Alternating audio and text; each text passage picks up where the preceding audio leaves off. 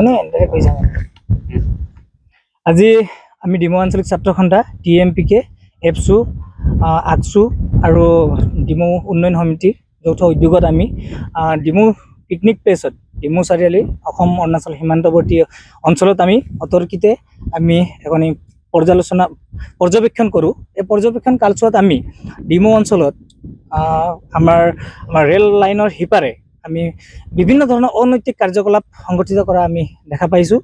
আমি ইয়াক তীব্ৰ ভাষাৰে গৰিহণা দিছোঁ।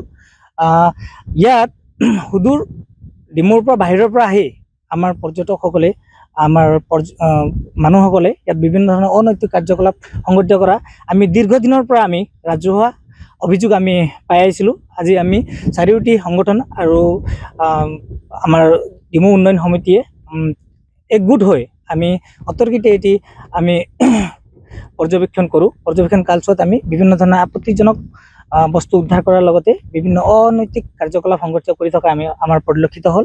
আমি ইয়াক আমি নিন্দা কৰিছোঁ। আমাৰ প্ৰশাসনক আমি দাবী জনাইছোঁ অতি সোনকালে এনে কাৰ্যৰ লগত জড়িত থকা ব্যক্তিসকলক অতি সোনকালে তেখেতলোকে গ্ৰেপ্তাৰ কৰিব লাগে আৰু আমাৰ ডিমৌক শান্তি শৃংখলা বৰ্তাই ৰাখি আৰু ডিমৌক এটি সুস্থ সবল বাতাবৰণৰ মাজত ডিমৌ অঞ্চলটিক যি পূৰ্বে যি নাম আছিলে ডিমৌ অঞ্চলৰ সেই নামটো বৰ্তাই ৰাখিব বুলি আমি আশা ৰাখিছোঁ। হয়, আমি সকলো পৰ্যটককে আমি এটি বিনম্ৰ অনুৰোধ জনাইছোঁ। তেখেতসকলে প্ৰায় 7টা বজাৰ পাছত ডিমৌ অঞ্চললৈ নাহে। ডিমৌত বিভিন্ন ধৰণৰ অনৈতিক কাৰ্যকলাপ সংগঠিত হৈ থকা পৰিলক্ষিত হৈছে। সকলো পৰ্যটককে আমি শান্তি শৃংখলা বজাই ৰাখি 7টা বজাৰ পূৰ্বে ডিমৌৰ আহি নৈসৰ্গিক পৰিৱেশ উপভোগ কৰিব বুলি আমি ইয়াৰে আশা ৰাখিছোঁ। এতিয়া প্ৰায় 11টা-12টা বাজিব হৈছে। আমাৰ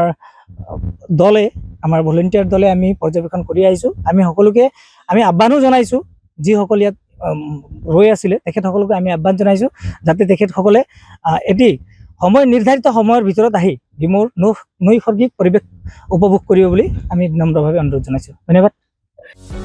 যিকোনো খবৰৰ বাবে যোগাযোগ কৰক আমাৰ এই নম্বৰত 9181 307 221।